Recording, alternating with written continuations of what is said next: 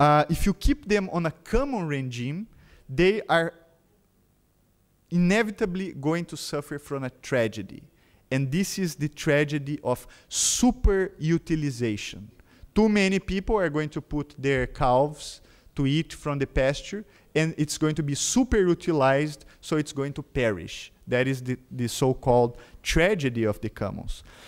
In the 80s, another professor wrote this other paper saying that actually there is a comedy of the commons, because the idea of tragedy, it only applies to goods that are competitive, in the sense that immaterial goods, like a song, can be distributed and used by anyone without perishing. So basically, if I have a song in my computer, I can send this song to everyone here in this room, and I will still have the song, and you also have the song. So she called this the comedy of the commons. And finally, to make my point, another professor more recently wrote this paper called The Tragedy of the Anti-Commons.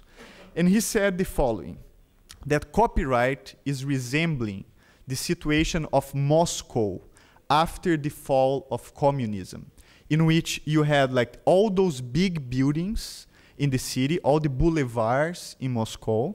But in order to use those boulevards, you had to get permission from so many people, the city, the political party, the state party, the federal party, the street council, and so it goes, that it was basically impossible to use those real estate pieces. So basically what people was doing, they were ignoring the laws and simply opening their business in the streets. And all the buildings were completely empty, and the street kiosks in Moscow were completely flourishing. So he says that this same thing is happening to copyright nowadays, which is the rules for getting permission are so difficult. You have to get permission from so many people. Sometimes to use one song, you have to get permission from the publisher, from the record label, from the artist himself, from the producer, and so it goes, that it's becoming impossible to get their permission. And because of that, people simply are ignoring this completely and opening their virtual kiosks, just like was going on in Moscow. So basically, copyright has becoming this very complicated and impossible to deal regime. And because of that, it's very funny, there's a lot of proposals to reform copyright. One of my favorite ones is this that is taking place in Japan. And Japan is proposing to amend the so-called exceptions and limitations to copyright. And it's very funny because their justification is not access to knowledge, is not access to culture. They are simply saying the following: we have to amend our copyright law in order to make it easier for venture companies to start new businesses, such as developing a rival to Google. So basically, this copyright paradox that I'm talking about is the following. It's good, it's bad for everyone, but it's actually good for Google, because it's the only company that can actually sail through these very complicated seas. Because imagine if I decided to open a YouTube in Brazil, like a sort of a Ronaldo tube in Brazil.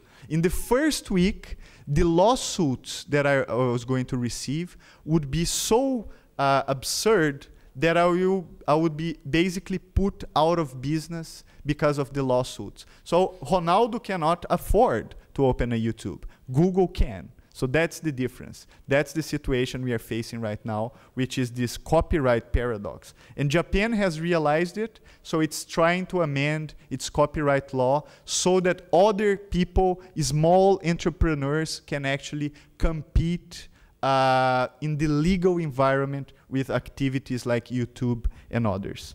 That takes me to the fourth part of my presentation, in which I'm going to teach you in 1 minute everything that you need to know about the Brazilian copyright law.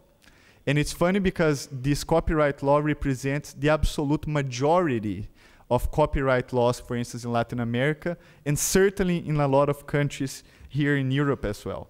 So in 1 minute, you will know everything you need. For instance, can I include an MP3 of famous Brazilian singer Caetano Veloso in a podcast under the Brazilian law? And the answer for that is no. Can I include an MP3 of Caetano Veloso in my webcast? I have like a TV show, like a Balzac TV, and I want to use a soundtrack by Caetano Veloso. Can I do that under the Brazilian law? The answer is no. Can I include a song by famous Brazilian singer Chico Buarque in a domestic video, like I'm producing it for my family? Can I do that under the Brazilian law? No. Can I include a song by Chico Buarque in my weblog? I have a weblog. I want to put a song for my friends. Can I do that under the Brazilian law? No.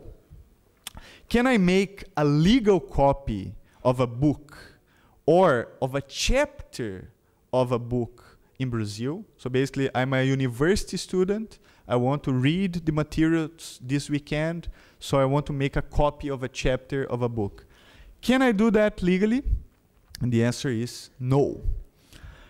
Can I copy the songs of a CD from Metallica, for instance, that I just bought in the store to my iPod? So I went to the store, legally bought the CD, and now I go home and say, no, CD players, I don't want them anymore. I want to listen to it in my iPod. Can I transfer the songs to my iPod under the Brazilian law? And the answer is no. It's illegal to do that under the Brazilian law. Can I remix a song from former Minister of Culture of Brazil, Gilberto Gil, if it's not licensed under Creative Commons? And the answer is no. So finally, is there a right of private copying or the idea of fair use under the Brazilian law? And the answer, guess what, is no. So what does the Brazilian law say? The Brazilian law says the following. You can make a copy provided that it's for private use. So forget blogs, webcasts, podcasts, and so it goes. Provided that it's not for profit. You can't make any sort of profit out of this. It must be one single copy. It has to be made by the user, and it has to be a small excerpt. So if I ask, can I copy a song? No, you can copy a small excerpt of a song. Can I copy a book? No, you can copy a small excerpt of a book. And so it goes. So it's very interesting because there has been interpretations in Brazil that saying that when the law says the copy must be made by the user, some people understand that the user himself, for instance, has to operate the Xerox machine, the photocopying machine. And some people understand that if you ask someone to copy for you and pay that person, and that person is doing that for profit, it's also an infringement of the Brazilian law. So that's the situation we face right now. With a situation like that, naturally, tension escalates. And the consequence of that, as you can imagine, and also started suing, taking universities and students to court. They even threatened to sue professors. So it's a very interesting thing. Both students and universities are being sued because of illegal copying of books. And it's funny because if you take a look at the books that are published by the companies that are members of ABDR, this association, you will see things like that. They say the following.